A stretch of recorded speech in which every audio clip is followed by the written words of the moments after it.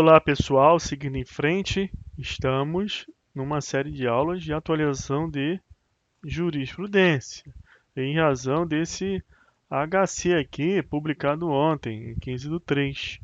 Depois que eu terminar essa atualização de entendimento trazido por esse HC acerca do artigo 5º 11, que trata do direito fundamental individual à inviolabilidade do domicílio, eu vou também atualizar o entendimento no que tange o pacote anticrime com relação ao mesmo dispositivo constitucional sobre inviolabilidade do domicílio.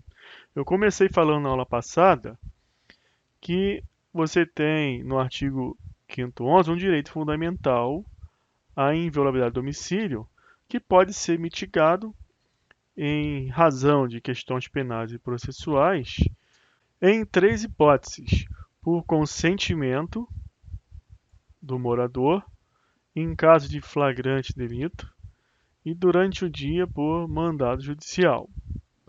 Primeiro, eu estou revisando o entendimento que já está pacificado sobre o artigo 5º 11 e, na sequência, eu vou mostrar para vocês o que você tem que saber sobre essa novidade aqui do HC 598051, que se dá com relação ao item 1, consentimento.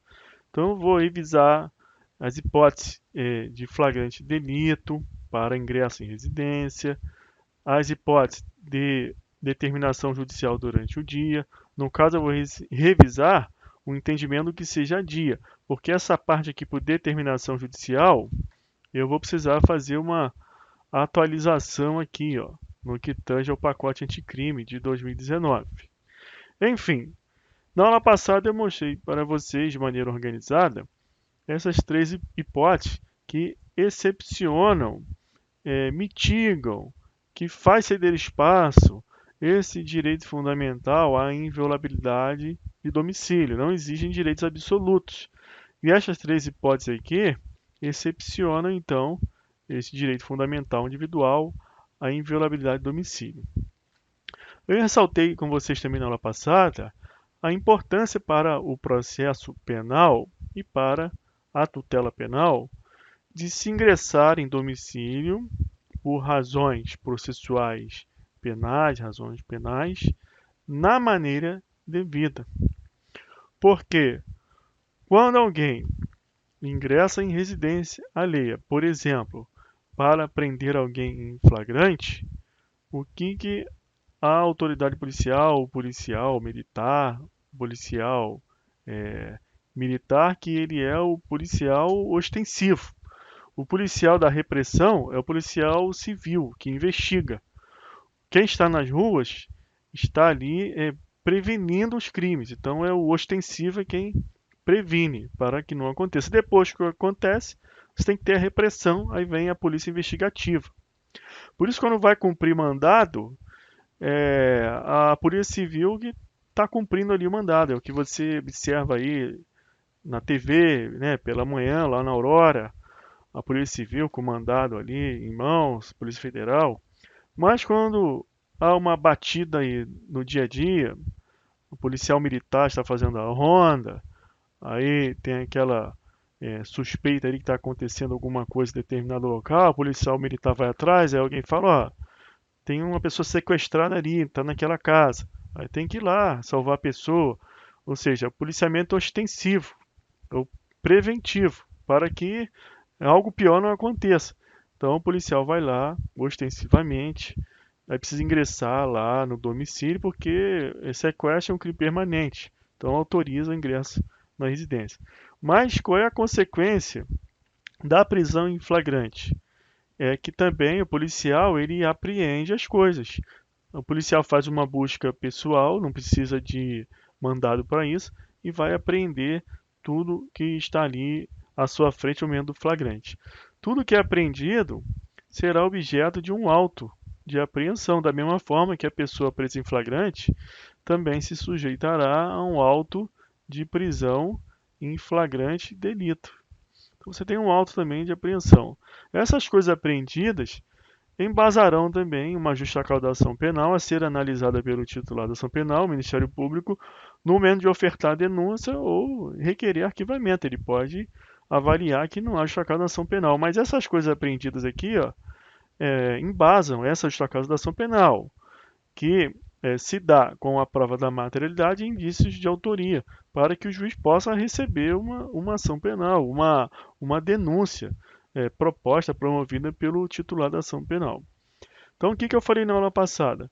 Que se você tem uma consideração de que as provas obtidas elas são ilícitas, e essas provas obtidas, ó, são essas provas aqui também, objeto da apreensão dada no momento da prisão em flagrante. Então, se você tem a consideração de que as provas são ilícitas, você macula tudo que se deu com base nessas provas. Você macula, inclusive, a ação penal.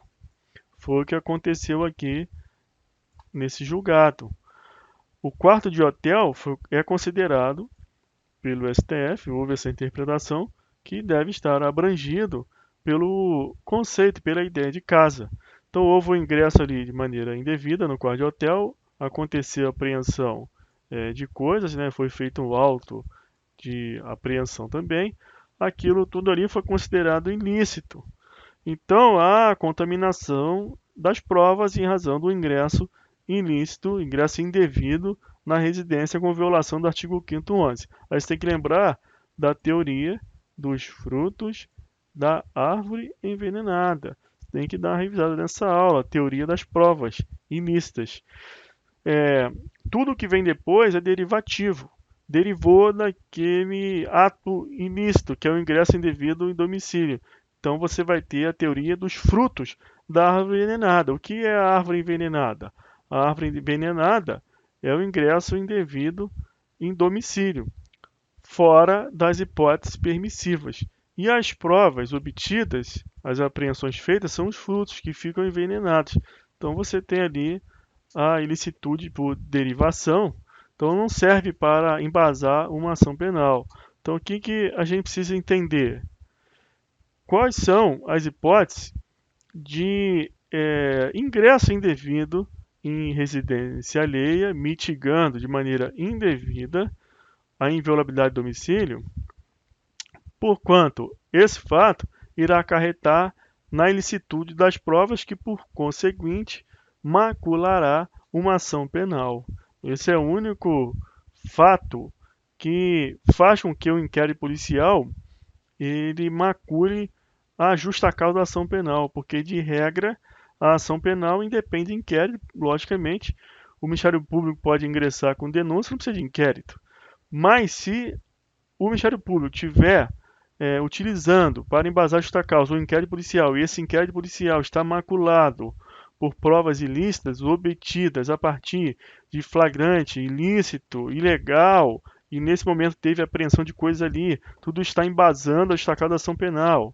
O Ministério Público não precisa de inquérito, mas em nenhum caso específico está usando inquérito. E tem essa ilicitude aí de provas nesse inquérito, isso vai macular a ação penal. Então, nós precisamos entender quais são as hipóteses em que o ingresso em domicílio ele se dá de maneira escorreita, para que não haja maculação das provas eventualmente apreendidas ali naquele momento, reunidas. Então, a primeira questão é com relação ao consentimento. Quando que você vai ter um consentimento ali correto, o consentimento livre, o consentimento indubitável, que não permitirá posteriormente qualquer arguição ali de nulidade, de violação ao artigo 5º 11. Isso nós vamos ver quando trabalharmos o HC Lind Case, que é esse aqui. Esse é o novo entendimento. Aqui no HC 598051 vai dizer, ó, agora esse consentimento tem que ser provado dessa forma aqui. Isso vai cair em prova com certeza, nesses concursos que estão próximos de serem realizados. Vamos revisar agora o flagrante. Você aqui está lendo, está bonitinho, né, na Constituição Federal, que o policial ele pode ingressar em residência alheia em caso de flagrante. E o que acontece aí? Em determinados lugares, né? Vamos colocar aqui, ó, nas comunidades, que é o local de maior incidência de tipo de fato. O policial está ali, ó, fazendo a ronda, papapá, está ali também com o colega ali, né, o policial, e estão trabalhando, estão numa situação ali bastante honorável trabalhando, e as dificuldades são tremendas dessa atividade, e a situação é tensa. Só que existe esse direito fundamental aqui. Então, pessoal, esse retrato aqui que você tem que pensar. Os policiais estão ali no local, fazendo a ronda. E em comunidade, porque eu estou falando em comunidade porque a jurisprudência está tendo como norte essa situação de comunidade.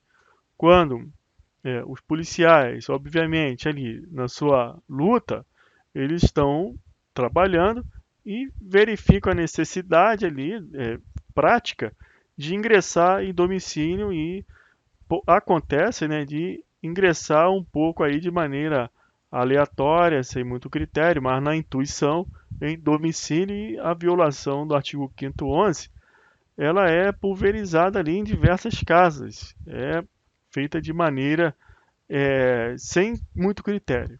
Então, isso que a jurisprudência quer controlar, qual o critério. Para tanto, precisa haver a interpretação do que seja o consentimento, como se dá, do flagrante, do que seja a dia, essa questão da determinação judicial, isso que eu estou revisando com você, e a novidade vai estar aqui na parte do consentimento. Enfim, flagrante delito, então, é a primeira coisa que eu vou revisar.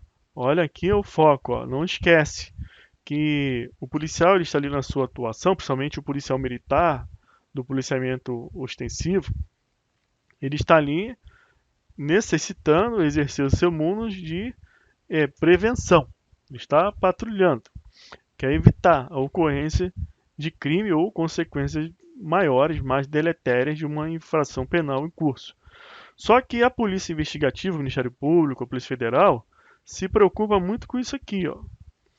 Porque no momento que o policial prende alguém em flagrante, apreende as coisas, tudo isso vai servir lá de justa para a ação penal. Então pode acontecer o quê? Da polícia ostensiva, tá prendendo um monte de gente em flagrante, só que depois não dá nada, a pessoa sai, não se consegue ter o devido processo legal, haver uma condenação e a polícia repressiva, ela fica ali meio inócua sem dar efetividade social à instituição que existe para resguardar isso, o policiamento repressivo. Então tem que haver um trabalho em sintonia fina aí entre a polícia ostensiva e a polícia repressiva. Pois bem, então vamos agora interpretar a parte do flagrante. Para se evitar o ingresso indiscriminado em diversas residências, ali está tendo um flagrante. Aí, será que tem intuição policial? Não, acho que tá. Não, vamos entrar lá para ver. Aí entra, não tem nada. Aí entra em outra, aí entra lá. Ou quando entra, entrou mal. E aí, nulidade do processo. O que a jurisprudência pacificou? Isso aqui, ó, RE 603616, relator de umamente, repercussão geral, tribunal pleno. Então, o entendimento é esse. Fixada a interpretação de que a entrada forçada em domicílio, sem mandado judicial, só é lista mesmo em período noturno, quando amparada em fundadas razões, devidamente justificadas a posteriori.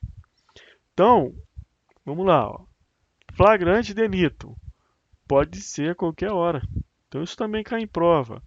É possível ingresso, residência, alheia sem mandado, somente durante o dia ou à noite, em caso de flagrante? Em caso de flagrante, não tem horário, é qualquer horário. No caso de consentimento do morador, também qualquer horário. Durante o dia, é só por determinação judicial. Porém, essa identificação do flagrante não pode se dar por mera suspeita do policial, porque existe o direito fundamental à inviolabilidade do domicílio que deve ser resguardada. Então, o RE aqui, ó, esse de repercussão geral, está trazendo uma base, um entendimento, para que se resguarde todos os direitos e interesses, inclusive do processo penal, da efetividade da polícia repressiva em investigar corretamente e passar tudo lá para o Ministério Público, titular da ação penal, para que ofereça a denúncia e o devido processo legal ocorra lá nos termos do artigo 5º, inciso 54 e 55 da Constituição Federal. Pois bem, então você tem aí um critério, fundadas razões. Fundadas razões afasta suspeita. Então a jurisprudência já traz entendimento de que denúncia anônima por si só não serve. E fuga também por si só não serve. Então é por si só. Guarda essa expressão aqui, por si só, que isso é muito utilizado na jurisprudência para se declarar a nulidade de um processo em face da ilicitude das provas apreendidas no momento do flagrante, porque o flagrante se deu por ingresso a domicílio de maneira indevida, porque teve como base por si só uma fuga, uma denúncia anônima. Só que essa fuga aqui, ó, eu não estou falando aquela fuga do flagrante impróprio, daquele quase flagrante, lá do artigo 302, inciso 3. Dá uma lembrada lá, ó, do CPP, que você tem flagrante próprio no inciso 1 e 2, e no 3 é o quase flagrante, é o impróprio. É quando há uma perseguição logo após. Não é esse flagrante, porque esse flagrante aqui, impróprio, admite ingresso na residência pelo flagrante. Eu trouxe até aqui uma jurisprudência, ó, flagrante impróprio, quase flagrante. Não é ilegal a entrada em domicílio sem o consentimento do autor do delito, que é perseguido logo após a prática do crime pela autoridade policial, pois a própria Constituição Federal permite a entrada em casa alheia, mesmo contra a vontade do morador, para fim de prisão em flagrante. Portanto, pessoal, você tem que analisar esse caso aqui com essa atual jurisprudência aqui de 2015, né? Atual porque é um entendimento que ainda é um entendimento dominante dessa justificativa posteriori. Então, o policial ele está diante de um flagrante impróprio, do quase flagrante. Logo após a infração penal, ele está perseguindo. Ele vai justificar a posteriori isso. Então, aqui, o policial ele tem como atuar, o policial ali ostensivo, policial administrativo, policial militar, está perseguindo, é o quase flagrante, ele tem esse treinamento. Então, ele vai ingressar e vai justificar a posteriori. Eu já vi situações do policial estar fazendo essa perseguição, aí o sujeito ingressa dentro lá da casa e o policial não entra. Por quê? Com receio de ser responsabilizado. Mas essa justificativa posterior aqui é possível de ser feita. Ele, tendo testemunha, teve ali a infração, ele perseguiu a pessoa, ingressou, é flagrante impróprio, tem lá a jurisprudência de 2001, que você consegue trabalhar ela com essa de 2015, justificar isso a posteriori. Mas vamos voltar para cá. O que essa jurisprudência de 2015 aqui, das fundadas razões, dessa repercussão geral, ela quer afastar com relação ao que eu falei da fuga. Então eu vou colocar aqui de novo, ó, fuga por si só e denúncia anônima por si só, tá? Por si só. Aqui, ó, por si só, PSS. Essa fuga não é a fuga do flagrante impróprio, é aquela fuga da seguinte maneira: o policial está patrulhando ali, policial militar, aí o sujeito olhou para o policial, não está acontecendo nada.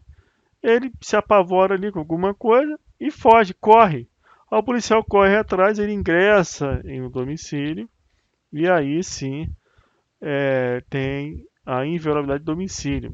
Essa fuga aí por si só não tem como o policial justificar a posteriori. O flagrante, flagrante de quê? Porque esse flagrante, se houver, é o flagrante de alguma coisa que encontrar dentro da casa, aí vem depois. Então é essa fuga aqui, ó, que você tem que atentar, tá ok?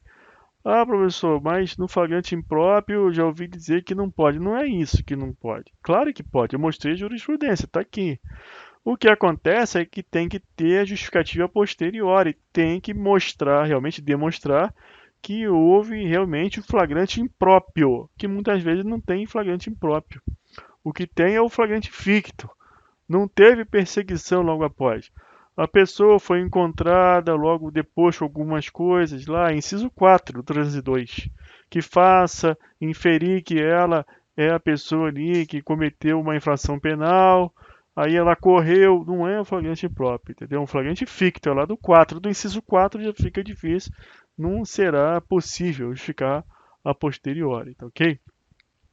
Enfim, pessoal, então você precisa justificar a posteriori. E essa denúncia anônima aqui, ó, por que que por si só não admite?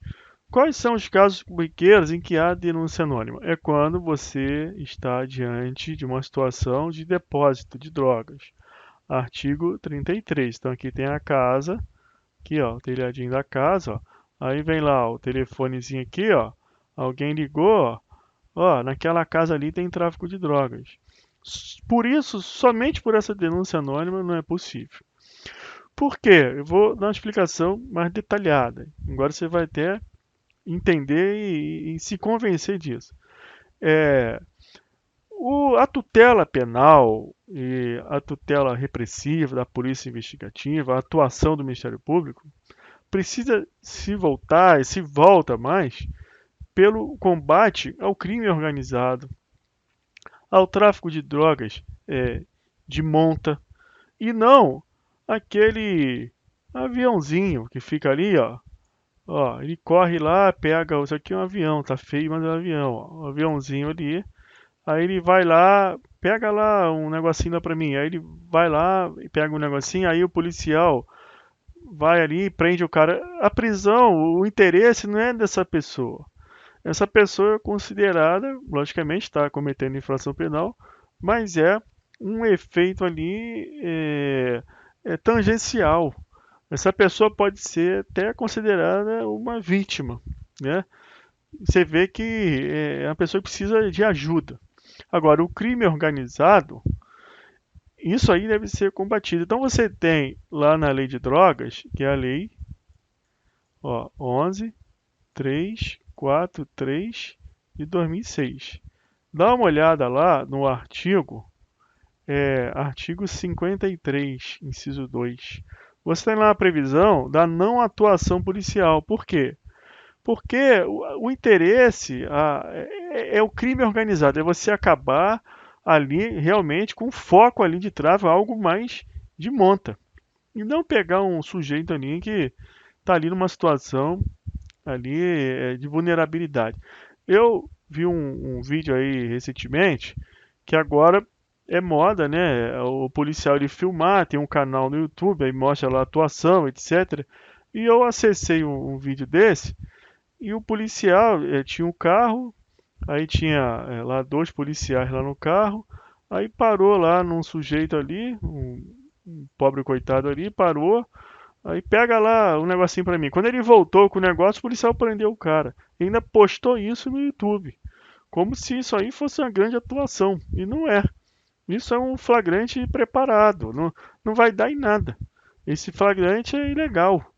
Flagrante preparado. O policial foi ali e preparou o flagrante. Não dá nada ainda, postou. Então precisa de treinamento. Aí o policial, ó, diante de tudo isso que eu estou mostrando, ó, tem que pensar lá na frente no devido processo legal. Prisão em flagrante não é nada. Se for ilegal, será relaxada. Não vai ter devido processo legal, ninguém vai ser condenado. E o foco é o crime organizado. Ó, e essa atuação de monta aqui. Então, na lei de drogas, você tem esse artigo 53, 2, que fala da não atuação policial. Por que não atuação? Há um flagrante retardado, prorrogado. Lembra da classificação dos flagrantes? Por quê? Aguarda-se para reunir mais elementos de prova, prender mais pessoas, os cabeças, etc. E na lei das organizações criminosas, que aí já é a lei 12.850 de 2013. Aqui você dá uma olhada no artigo 8º. O artigo 8º traz lá hipótese de ação controlada, nessa mesma intenção de acabar com o foco grosso ali, e não sair prendendo o Joãozinho ali, a pessoa vulnerável ali, que é o aviãozinho, etc. Isso aí não vai dar em nada. Não vai acabar com o problema. Você está atuando ali no efeito, não na causa. Portanto, pessoal, você tem essas hipóteses aqui, ó, porque quando eu falo em tráfico de drogas, você tem que lembrar de organização criminosa, quatro ou mais pessoas, tem a divisão de tarefa, organização, ou seja, é o crime organizado. E também no caso da lei de drogas, que fala aqui também da não atuação policial. Então, quando você recebe a denúncia anônima, geralmente é em razão disso aqui, ó. Ah, tá tendo ali, ó, tráfico ali na casa. Como que a polícia vai direto lá e vai saber, policial militar, aí sai entrando? Não dá para saber, então precisa que ter uma investigação, entendeu? Quando essa denúncia é feita para o MP abre logo um pique lá, ou requisita a autoridade policial para instalar inquérito policial. Nesse caso, a autoridade policial funciona como um longa-manos lá do órgão da acusação e haverá a deflagração do inquérito. Aí sim, vai ter investigação, aí pode ser aplicada aqui a não atuação policial. O flagrante já pode estar até configurado, já pode existir até fundadas razões ali, ó, durante a investigação para a prisão em flagrante ali. Só que há um retardamento, uma ação controlada. Então a denúncia anônima por si só, ó, ligou, vai lá. Não, tem que ser apurado. Inclusive, a própria autoridade policial pode instaurar o chamado VPI. Deve instaurar, né? Não é que pode instaurar, deve instaurar o VPI, que se chama Verificação da Procedência de Informações. Então a pessoa ali, ó, tem uma denúncia anônima ali, no seu ofício policial recebeu um telefonema, tem um disque denúncia, etc. Tem que apurar antes, ó, verificação da procedência de informações. Se houver fundadas razões que devem ser justificadas a posteriori, aí pode ingressar na residência. Só que você lembra disso, fuga, aquela fuga que eu falei, ó, asterisco, ó, não é a fuga do flagrante impróprio.